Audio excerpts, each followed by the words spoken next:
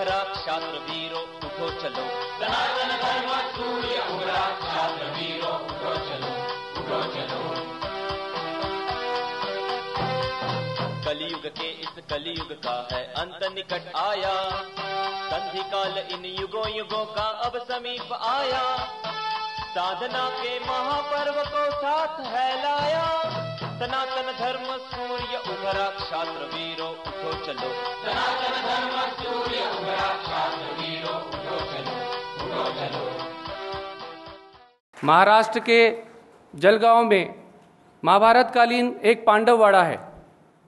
बकासुर के वध के बाद वहाँ के एक नगरी राजा ने वह पांडववाड़ा पांडवों को दिया था।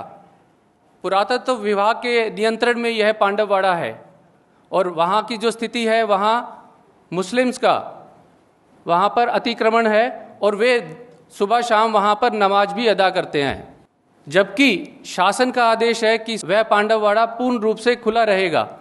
उसके बावजूद भी वहाँ पर हिंदुओं को जाने के लिए केवल प्रसंग अनुसार ही अनुमति मिलती है।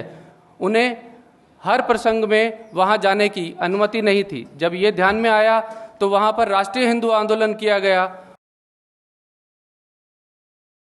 उस आंदोलन के बाद शासन को वह आदेश का पालन करना पड़ा और हिंदुओं को सुबह से शाम तक उस पांडववाड़ा में जाने की पूर्ण रूप से अनुमति भी प्रदान हुई। राष्ट्रीय हिंदू आंदोलन का प्रसिद्धि माध्यमों में भी अच्छा प्रतिसाद मिला है। मुंबई में अंधश्रद्धा निर्मूलन के विरोध में वहाँ पर मानव निर्मित झांकियाँ बनाई गई थी, जिसका समाचार पत्रों ने छायाचित्र के साथ अपने समाचार पत्रों में प्रसिद्धि दी। यहाँ महत्वपूर्ण बात क्या है कि उसी दिन महाराष्ट्र के मुख्यमंत्री ने एक अन्य स्थान पर अंधश्रद्धा निर्मूलन कानून का समर्थन किया था और समाचार पत्रों ने क्या किया, वह समाचार पत्र जो मुख्यमंत्री ने कहा समर्थन का एक तरफ छायाचित्र और दूसरी तरफ छायाचित्र था वह आंदोलन का। तो इससे जो हिंदुत्ववादी संगठनों की भूमिका है वह ध्यान में आती है कि शासन किस प्रकार से कार्य कर रहा है और राष्ट्रीय हिंदू आंदोलन किस प्रकार से हिंदू हितों की रक्षा के लिए कार्य कर रहा है, वह विषय ध्यान में आया। ठाणे में राष्ट्रीय हिंदू आंदोलन के कारण प्रसिद्धि माध्यमों में इतना संबंध निर्माण हुआ है कि वे अब स्वयं से पूछने लगे हैं कि आपका आंदोलन कब है, हमें इसके बारे में सूचना दीजिए और हम आएंगे। कर्नाटक के हुबली, गदग, हरियाल में स्थानीय वाहिनियों में, चैनल्स में, समाचार पत्रिकाओं में उत्तम प्रसिद्धि मिलने के कारण समाचार पत्रों में स्थान दिया जाता है। अन्यथा क्या रहता है, समाचार पत्र वहाँ जाते हैं जहाँ अधिक भीड़ रहती है, जहाँ अधिक क्राउड है। पर हमने ऐसा अनुभव किया कि अगर आंदोलन को उत्तम तरीके से चलाया जाए तो समाचार पत्र भी उसको प्रसिद्धि देने के लिए पीछे नहीं हटते हैं।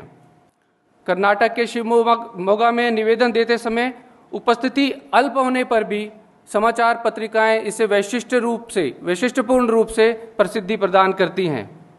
वाराणसी में जब सीबीएसई की पुस्तक में रानी लक्ष्मीबाई का हुक्का पीते हुए ऐसा इतिहास का विकृतीकरण दिखाया गया, इसके निषेधार्थ जो आंदोलन चलाया गया उसका 10 समाचार पत्रिकाओं में प्रसिद्धि प्रदान हुई थी।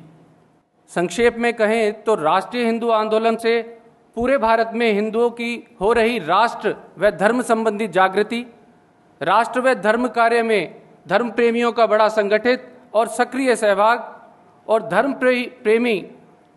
धर्मद्रोही शासन कुछ मात्रा में निर्माण हुआ, उन पर बंधन, ये सब राष्ट्रीय हिंदू आंदोलन की उपलब्धियां हैं। राष्ट्रीय हिंदू आंदोलन के ये सब लाभ जानकर आपके मन में भी ये इच्छा हुई हो कि हमें भी ऐसा आंदोलन अपने क्षेत्र में करना चाहिए, तो उसके लिए हमें क्या आवश्यक है वह मैं संक्षेप में आपके समक्ष रखता हूँ। सबसे पहला, राष्ट्रीय हिंदू आंदोलन के लिए हमें विषय का चुनाव करना रहता है। विषय को 3 स्तर पर हम देख सकते हैं। एक राष्ट्रीय स्तर पर, वह है कि वहाँ की सबसे बड़ी हिंदू विरोधी या राष्ट्र विरोधी घटना पर यह विषय आधारित रहता है, जैसे सांप्रदायिक व लक्षित हिंसा विरोधी अधिनियम, उत्तराखंड में आपत्तिग्रस्त हिंदुओं का पुनर्वास, मुजफ्फरनगर दंगों के उपरांत हिंदुओं का पुनर्वास व उनकी सुरक्षा, परम पूज्य आसाराम बापूजी की अपकीर्ति का निषेध, सीबीएसई की पाठ्यपुस्तक में हो रहा इतिहास का विकृतीकरण आदि राष्ट्रीय स्तर के विषयों पर आंदोलन किया जाता है। हिंदू जन जागृति समिति का समन्वय कक्ष हिंदुत्वनिष्ठ संगठनों से संपर्क कर यह निश्चित करता है और सभी तक पहुंचाता है। प्रांतीय स्तर पर यह उस प्रांत में घटी हुई हिंदू विरोधी घटनाओं पर आधारित होता है।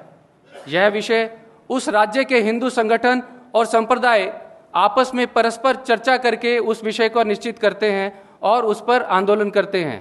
जैसे तिरुपति में अवैध इस्लामी विश्वविद्यालय, महाराष्ट्र का हिंदू विरोधी अंधश्रद्धा निर्मूलन कानून आदि प्रांतीय विषय सफल हुए हैं। स्थानीय विषयों पर भी इस प्रकार से राष्ट्रीय हिंदू आंदोलन किए गए। जहाँ जहाँ भी राष्ट्रीय हिंदू आंदोलन होते हैं वहाँ पर अगर कुछ हिंदू विरोधी घटना होती है तो उस क्षेत्र में स्थानीय स्तर की समस्याओं को लेकर भी राष्ट्रीय हिंदू आंदोलन किया गया। जैसे गोवा में मये गांव में पुर्तगालीज का अभी भी कानून चलता है, तो इस कानून के विरोध में राष्ट्रीय हिंदू आंदोलन किया गया। ऐसे ही ठाणे जनपद में शिव मंदिर, वन विभाग में एक शिव मंदिर है, उस शिव मंदिर को की पूजा अर्चना के लिए पूज्य फक्कड़ बाबा रहते हैं। तो राष्ट्रीय हिंदू आंदोलन के माध्यम से जब आंदोलन किया गया तो वहाँ के जो उनके साधक हैं और पूज्य फक्कड़ बाबा के इस कार्यक्रम व पूजा अर्चन को एक बड़ा आधार भी प्रदान हुआ। जयतु हिंदू राष्ट्रम, जयतु हिंदू राष्ट्रम। सनातन धर्म सूर्य उभरा, क्षात्र वीरों उठो चलो। सनातन धर्म सूर्य उभरा, क्षात्र वीरों उठो चलो, उठो चलो। कलयुग के इस कलयुग का है अंत निकट आया, संधि काल इन युगों युगों का अब समीप आया। साधना के महापर्व को साथ है लाया, सनातन धर्म सूर्य उभरा, क्षात्र वीरों उठो चलो। सनातन धर्म सूर्य उभरा,